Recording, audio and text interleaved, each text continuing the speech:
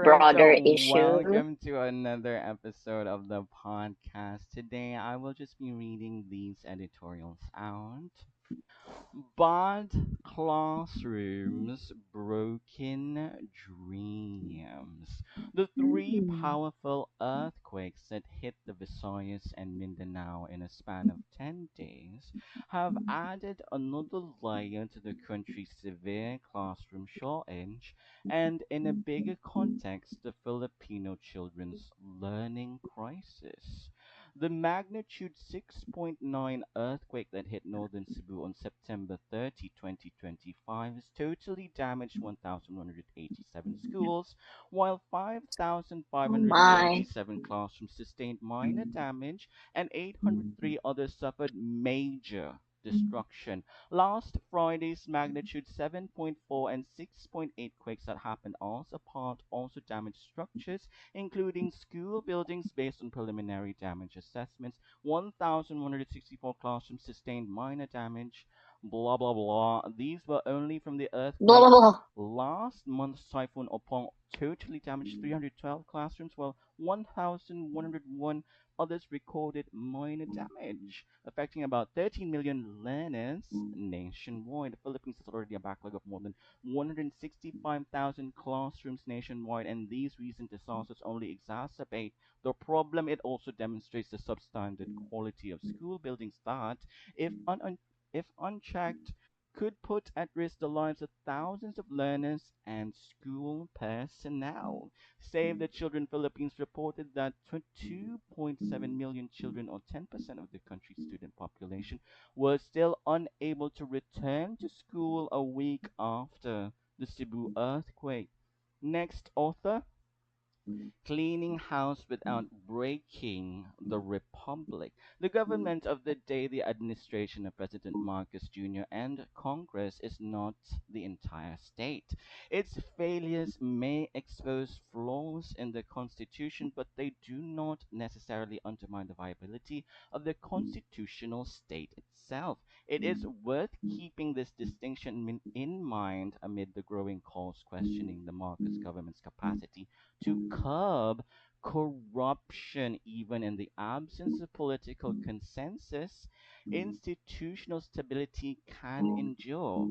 In modern society, conflict is almost a ritual feature of democracy, pitting government against opposition within rules set by the Constitution, the anchor of stability from election to election.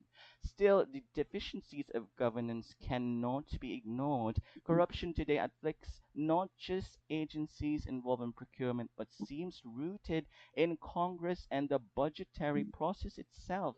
It has seeped into the very organs meant to ensure accountability, including the Commission on Audit. Mr. Marcus now faces a serious credibility crisis from the evidence revealed in congressional hearings while big time corruption erupted during Rodrigo Duterte's presidency. It flourished during the Marcos administration, 3 years in office. Oh The dear. young Marcos cannot escape responsibility for it. The kindest interpretation is that he underestimated its extent when he dared to address it in his State of the Nation address last July. The harsher view is that he tolerated it until confronted by the sheer brazenness of ghost projects. His main advantage is that he is president, able to act swiftly to stay ahead of the crisis he began by overhauling the Department of Public Works and Highways, epicenter of the scandal, replacing the ineffectual Manuel Bonoan with the more visible and assertive Vince Dizon. As secretary, he then created the Independent Commission for Infrastructure, a fact-finding body tasked to investigate corruption in public works. Return to God. Another author here. The story is told about a group of wives who were instructed during a recollection to send a message of gratitude to their respective husbands. These are some of the responses that the woman received. Are you sick? Do you need anything? Can you repeat your message, please? The best one was, who you? In Yeah. today's Jesus' teachings from the Gospel, Luke 17:11 to 19. It teaches us the value of gratitude and how often we forget or take it for granted in our lives. 10 Mm-hmm. were cleansed, were they not? Where are the other 9? All too often we focus on the gift and forget to thank the giver of the gift. There are a lot of things we cannot understand or explain in our lives. There are a lot beyond our control too. So if you are a control freak, sooner or later you may become stressed or discouraged and may end up distressed. The sooner we let go of the Mm. Gone. of the game called control, may we be given the gift to see life as a gift, a mission, and a lifetime full of gratitude and appreciation. Remember, we have received more compared to what we have achieved in In life. life. Oh, wow. Where are This my story two seems incomplete. lines? I did it again. I promised myself I wouldn't take an ovulation test, but I couldn't stop myself. I'm more in tune with my body now than I was 6 years ago. And guess what? I got 2 lines. This is the only test I get 2 lines on, but I can't plant the seeds of hope yet because I know I'll eventually be heartbroken. When my husband and I got married, I immediately stopped taking pills. When I was younger, I always wanted to be safe. I didn't want to get pregnant. I wanted to graduate from college, get a job, and earn enough. Pregnancy wasn't on my mind, but it was in my plan. My dream age of getting pregnant and having kids was 22, but life What? got in the way. I was so busy with work. I was with a different person and it wasn't aligning with the life I wanted. What for GNP? Whatever the government spends for, be it flood control, highways, classrooms, Congress, or the office of the president, is part of the gross national project GNP.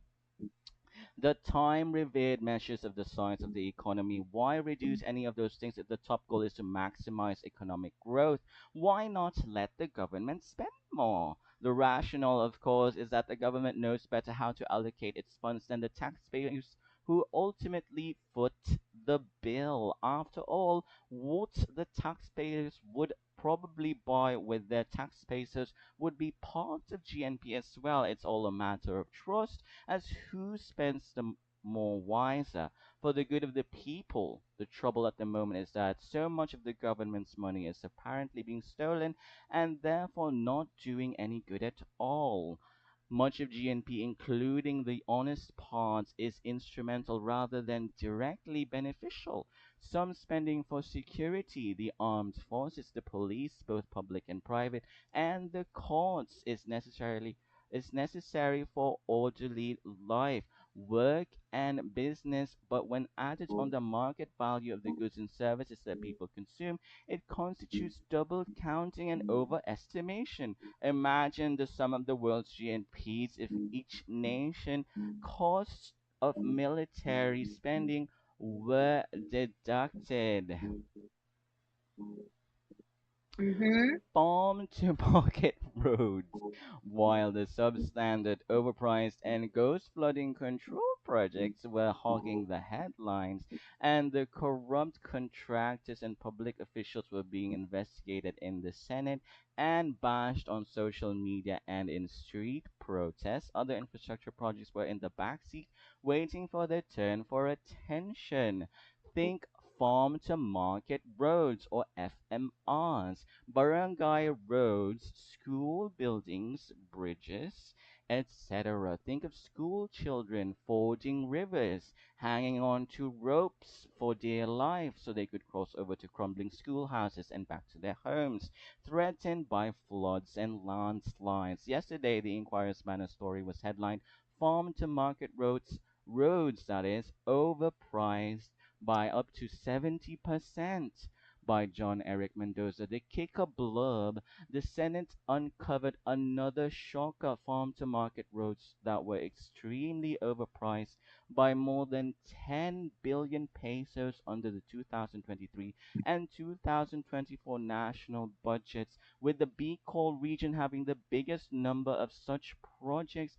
And read this, it can gag on your breakfast coffee as well. I almost did yesterday while I was having for a breakfast a pasalubong from a friend. The Bicol Binotong, heavily laced with coconut cream. Top it with cocoa jam if you are Oragon. Bicol is now on the menu, and you know what I mean. If Bulacan flood control projects were at the epicenter of investigations in the past weeks, this time will it be the Bicol region and its FMRs? And while at it, don't forget infrastructure incursions into the Mayon volcano foothills for other money making purposes. New philanthropy playbook for Asia. Asia stands at an unmistakable crossroads. As a global economic powerhouse, the region accounted for nearly 60% of world growth in 2024, a remarkable achievement by any measure. Yet this progress now faces a formidable test: the convergence of climate change, food insecurity, technological disruption, and conflict is creating what experts term a polycrisis, a series of overlapping shocks that exacerbate one another, striking hardest at Asia's most vulnerable communities. Indonesia has not been an exception to the changes happening in the world.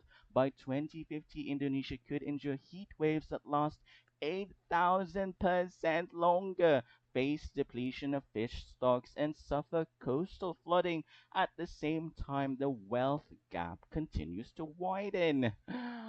What is your overall opinion on these series of essays, Aisha JPL? Overall opinion. That's very interesting question. Well, I would say that it tackles a lot on Philippine issues, mhm, and that it's a long road to recovery from all this corruption crisis. mhm, And to add to that is all the disaster crisis that's been happening, which could also reflect how the government responds to it. And I would just say that there's nothing else to do but to pray, to return to God. That's one article here, which I think is incomplete, by the way. There is no context. mhm. Yeah, but I do enjoy reading this as So, our what are examples of corruption that you can add to these?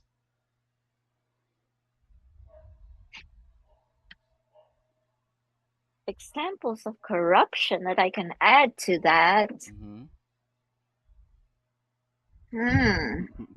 Nepo babies. Uh-huh. What do they do? They are, they think they are innocent, but they're not. What's bad about what they're doing? What's that about? It's just the mere lack of awareness of what, the relative has been probably doing to get the generational wealth that they've been acquiring. And I saw this post about, one of Zaldico's sons about trying to appear innocent, although trying to also side with the people that, yeah, I feel like my father is really not a very good person, and I myself have detached from him. But clearly, in the investigations, his name is actually in a lot of corporations that his father has started. So it gets a little confusing. when family members are involved, and you know, and they think that they earn their money, maybe partially, but a lot of it are really coming from inheritance, from corruption practices. Don't you think that they contribute to the Philippines' art of nepotism, which is a profitable business? What do you mean a profitable business? Like, it can aid a lot of countries with bulk purchases and therefore boost an economy fast. Hmm. I think that that's probably that seems like justifying the practice, instead of solving the root cause, Which is what? which is really, I don't know. Okay, well, I wish you had an answer. Okay, but Okay. I agree with you, girl. I think that Prada bags are too overpriced. I think that LV bags are overpriced. I think that Marie Francois Jubot are overpriced, and I don't think it's necessary. I don't think that you should flaunt these on social media. I don't think that you should even buy them. I think they should be banned from the country, and anyone who can't pay an iPhone is isn't supposed to own one, you know? Like if they're Yeah, stressed about having one, I don't think they should have one. And I exactly. think that stores And should be more wary about this, you know? yeah. Okay. All right. Okay. So that ends the editorial.